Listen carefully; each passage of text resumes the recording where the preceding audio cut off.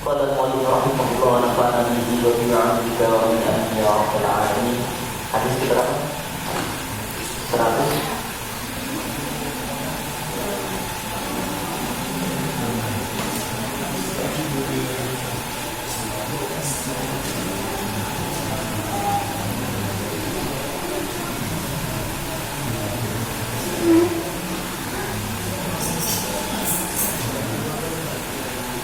Bismillahirrahmanirrahim. Rabbi shrah li sadri wa yassir li amri. Qul subhanaka la ilma lana illa ma 'allamtana.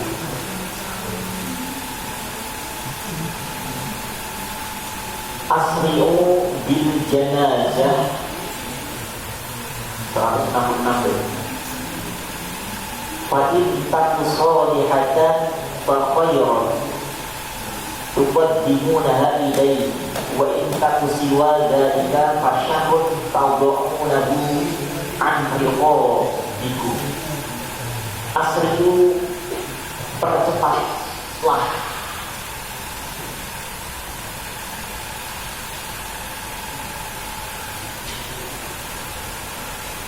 Atau selain percepatan, bersegerakanlah.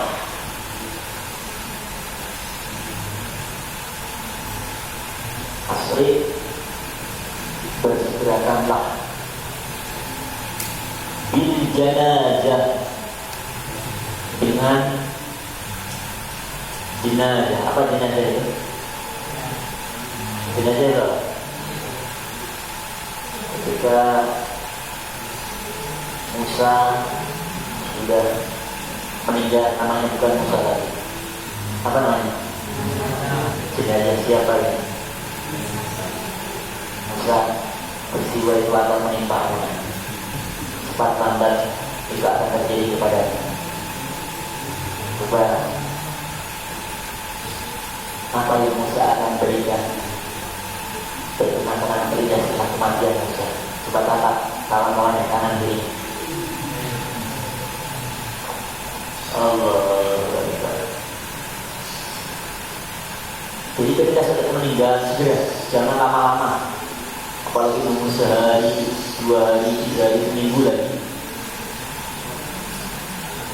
Ini etika dalam pengurusan jenazah. Kecuali memang kondisi yang tidak memungkinkan. Meninggalnya misalnya jam 9 malam, tidak mungkin waktu malam itu juga dikuburkan. Nah, boleh menunggu ketika saat waktu pagi. Karena tidak ada persiapan, orang menggali kuburan juga tidak mau malam-malam. Karena waktu itu gali, ya, ternyata ada sesuatu yang mungkin tidak mereka lihat, binatang buas dan seterusnya, atau mungkin hantu. Ya.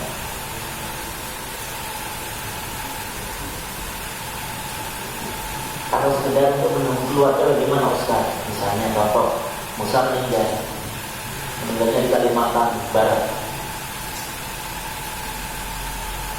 Akhirnya sepakat istrinya, anak-anaknya ya sudah dikuburkan di sini di Kalimantan. Tapi tunggu ibunya Musa ya. Nah, kalau memang tidak sebentar, tidak sampai 2 hari, hanya beberapa jam, itu diperbolehkan. Ya, diperbolehkan. Apalagi orang yang telah melahirkan Musa, ayah atau ibunya, seperti itu.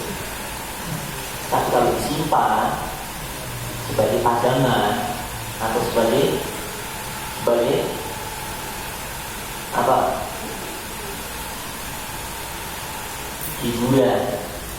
Karena ada di beberapa daerah di mana itu namanya, Papua atau di mana itu? Di mana ada? Sulawesi. Daerahnya apa namanya? Kampungnya apa ya? Toraja, ya. Itu sampai sekarang ada pakai sudah bertahun-tahun, pakai jaket, pakai sepatu, pakai simpan. bersama. Kalau waktu sarapan pagi, dari sarapan. Waktu ngopi, dari kopi. Sampai ketemu. Maklum ya, non muslim. Kalau seorang muslim, maka inilah salah satu syariat Allah yang diajarkan kepada kita. Diajarkan Rasulullah kepada kita. Disegerakan, ya, jangan lama-lama untuk disimpan atau di dalam rumah. Karena itu justru akan menimbulkan satu duka, satu kesedihan yang akan berkesinambungan bagi siapa? Si mayit dan keluarga. Untuk lihat anaknya, bapak nangis lagi. Termasuk lihat anaknya, istrinya nangis lagi. Kalau sudah dikubur, pesan. Ternyata tidak hanya keluarga dan si mayit, jenazah bahkan sedih. Apa kata jenazah ini? Rasulullah menyampaikan, "Fatin takufa maka injida taku ada." Siapa jenazah itu? Maka injida taku ada. Solihatan, seorang yang baik, solihah,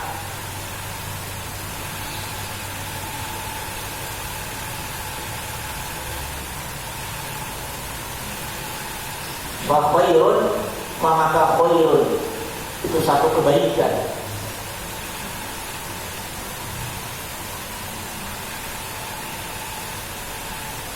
Wa khairun itu adalah merupakan satu kebaikan.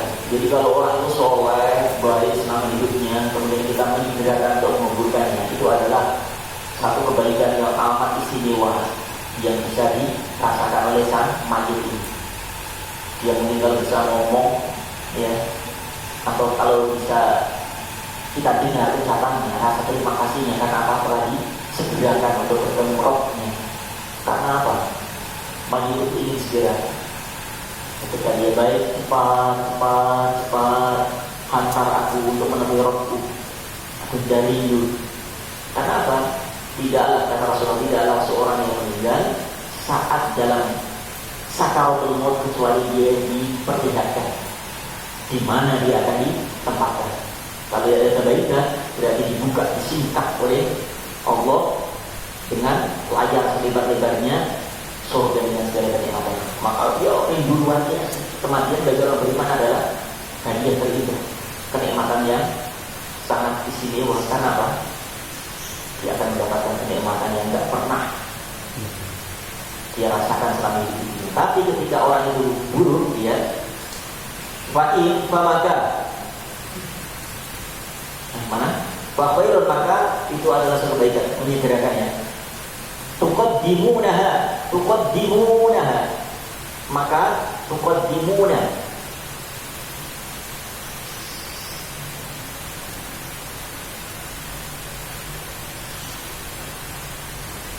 maka kalian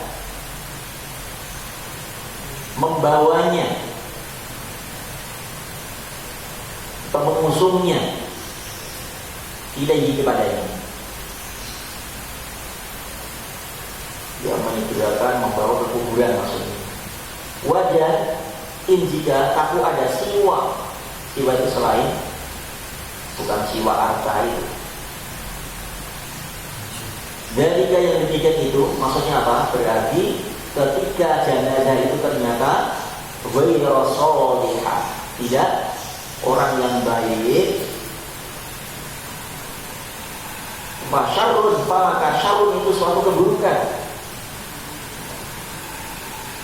Tabu'una, kalian telah meletakkan kepadanya, gurunya dari liqabikum, budak-budak kalian, liqabikum, budak kalian. Maka jika si mayit ternyata adalah guru, perilakunya, perbuatannya, kok dilama-lama, betah, gak usah cepat-cepat, itu sama dengan kita terbebani dengan beban berat Iya. Bahkan dia pilihnya apa? Orang yang seperti ini justru memang pilihnya lama-lama, gitu loh. Apa kata-katanya? Ketika saat diusung itu untuk bawa di alam kubur, turunkan aku, dibawa kemana aku takut, aku belum siap, pulangkan aku, kembalikan aku. Nah itu keadaan orang-orang yang selama hidupnya tidak pernah melakukan kebaikan. Karena apa? Dia sudah diperlihatkan oleh Allah di mana tempat dia nanti setelah dikuburkannya. Maka kubur itu akan menjadi apa? Kufarin dari percikan-percikan api, siksa sebelum siksa yang sebenarnya. Adab yang sebelum adab yang sebenarnya. Ada namanya nikmat kubur, ada siksa kubur. Tergantung bagaimana perilaku ketika saat kita di sini. Maka bagilah anak-anakku, kalian semua dipilih oleh Allah, ya, dan demi tanda rahmat saya Allah kepada kita semua. Karena kita tahu tidak berapa lama, tidak harus tua, tidak harus sakit, kematian itu datang dan tiba. Tapi kapan saja, di mana saja, itu selalu akan bisa hadir, bisa datang kepada kita semua. Maka inilah diantaranya pesan Rasulullah, cara untuk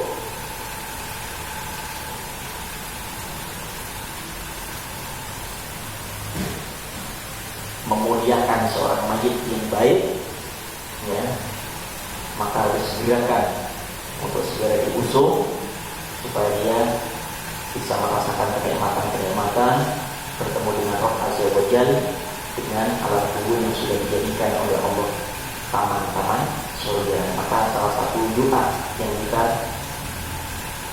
harus kita hafal itu, kita mendoakan almarhumah, ya, bahwa al-qabrahu rawdatan mirriyadi bisa jannah bisa jinah, wala tajal qabrahu qurratan min kufarin niro.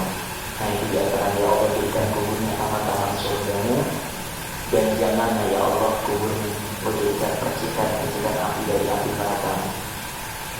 Ya, kita doakan. Lalu ketika saat kita ziarah ke kakek kita, guru kita, orang tua kita, seperti tidak doanya diajarkan Rasulullah Sallallahu Alaihi Wasallam. Karena meriwayatkan dua hadis, itu kepada hadis Asy-Syaikhani Imam Bukhari dan Muslim, an Abi Hurairah, dari Abi Hurairah radhiyallahu anhu.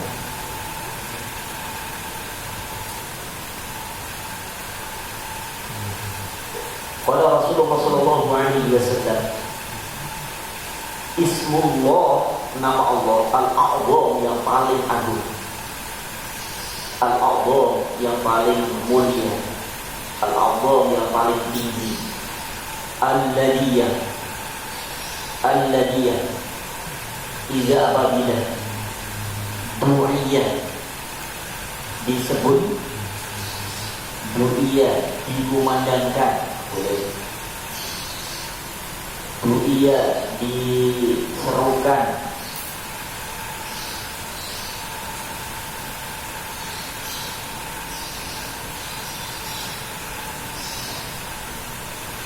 Ismullah, nama Allah, Al-A'zam, yang agung, yang amat mulia, yang amat tinggi, yang amat istimewa. Tidak apabila Du'iyah, apa artinya Du'iyah? Diserukan, dibuat doa, dikumandangkan, boleh. Bihi, dengannya, dengan Ismul A'zam itu, Ajaba maka terijabah, maka dijawab, maka terkabul. Dan tidak apabila suila, diminta, ini dengan menggunakan nama itu Al-A'zam, Ismullah bin A'zam. Jika ada seseorang meminta dengan menggunakan nama itu, nama Allah yang maha agung, yang maha mulia,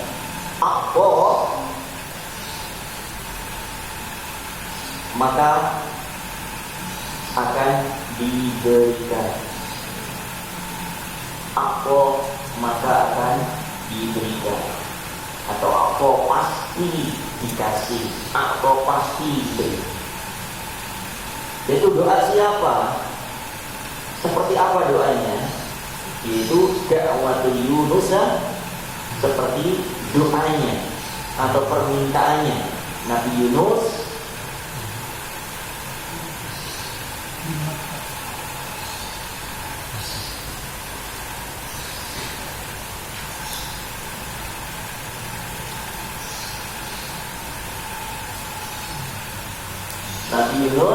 ibnu Matta, yaitu putra Mata, bukan mata kita ya, Mata nama seorang yang telah mentarbiyah Nabi Yunus, seorang ayah yang amat sangat mencintai. Nah, doa itu diabadikan dalam surah Al-Anbiya. La ilaha illa anta subhanaka inni kuntu minal zalimin. Ayat berapa? Akan dibuka, ditulis di situ, surah Al-Anbiya ayat 87. La ilaha illa anta subhanaka inni kuntu minal zalimin. Kalau sudah menyebut nama Allah, la ilaha illa anta atau la ilaha illallah, itu bumi, langit, bahkan isi bumi dan langit, jika ditimbang dengan kalimat la ilaha illallah, tidak akan mampu mengangkat timbangan beratnya di sisi Allah Subhanahu wa taala. Ada satu hadis di mana ada seorang yang dalam penghisapan, orang ini ternyata apa? Banyak bisa-bisa, sampai orang ini sudah pesimis. Pesimis itu apa? Sudah putus asa. Ditanya oleh Allah, apakah ada kebaikan yang sudah pernah kau lakukan? Tidak ada ya Allah. Ini kau pernah melakukan ini? Tidak ya Allah. Ini tidak ya Allah. Ini tidak ya Allah. Sampai dia sudah pasrah. Berarti kau tahu di mana tempatnya? Tahu ya Allah, di neraka. Tapi Allah katakan ada kebaikan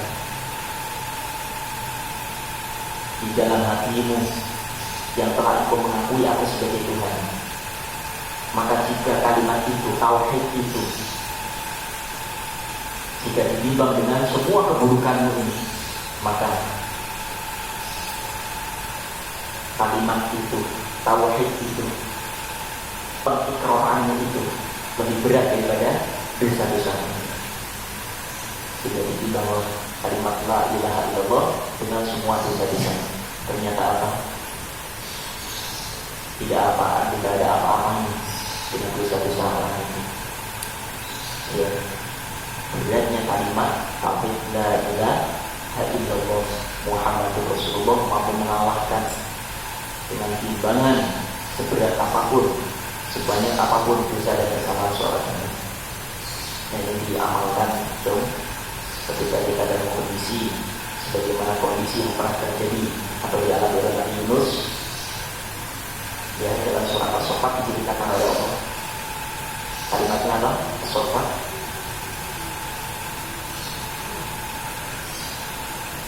Terus gimana kisahnya?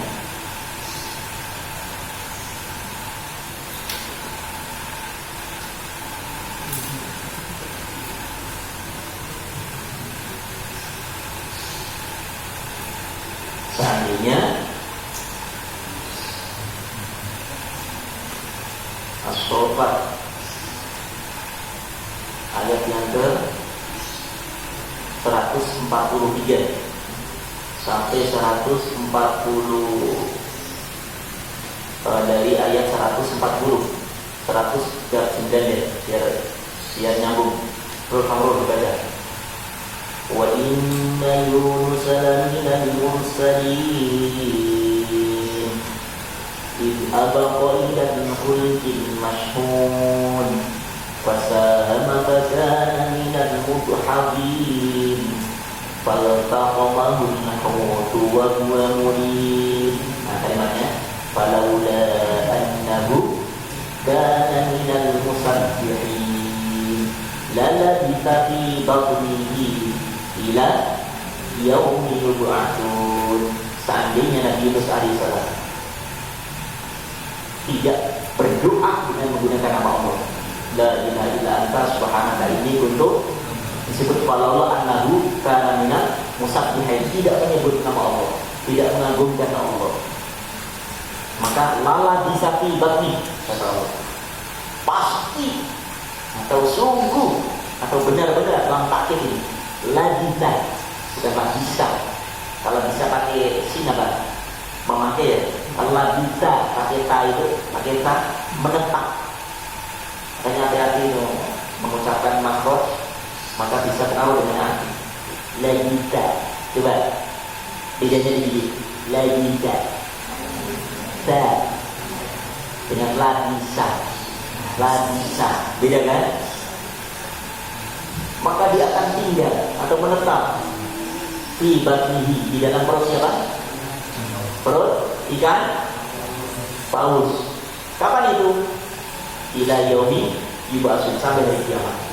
Nah ini doa yang dikumandangkan Nabi Yunus alaihissalam, la ilaha illa anta subhanaka inni kuntu minal dzalimin. Maka insya Allah selamat jika diri kita, keluarga kita sudah tertanam kalimat tauhid, insya Allah jaminannya adalah surga. Dalam hadis yang lain, miftahul jannah la ilaha illallah Muhammadur Rasulullah. Namun kalimat-kalimat yang dimana itu sudah meyakinkan seseorang hamba, walaupun dosanya banyak, ya, amalnya sedikit, kebaikannya sedikit, namun ketika la ilaha illallah terpatri dalam hatinya sampai akhir hayatnya tidak melepaskan kalimat itu, meyakini tidak ada Tuhan kecuali Allah, Nabi Muhammad sebagai utusannya, hakul yakin pasti masuk surga. Kalaupun ternyata mendapatkan hukuman karena kesalahan dosanya, mungkin mampir di neraka, tapi ada kesempatan, ada harapan dan pasti keluar dari neraka itu. Tapi ketika ada orang yang walaupun kebaikannya seperti di gunung, sebanyak di lautan, tapi tidak ada kalimat tauhid itu, maka tidak akan pernah bisa dia menikmati bagaimana indah dan kenikmatan surga. Kenapa? Dia sudah tidak mempercayai Allah sebagai Tuhan. Paham dulu? Nah inilah menjadi kesenangan kita. Semua akan disatukan kembali. Di dunia adalah rahmat Allah seperti ini. Akhirat insya Allah dalam surganya adalah ada bingkai yang menyatukan kita, yaitu kalimat la ilaha illallah. Baik, itu saja barangkali mudah-mudahan manfaat. Kita syukurkan kepada Allah Nabi Subhanahu wa taala.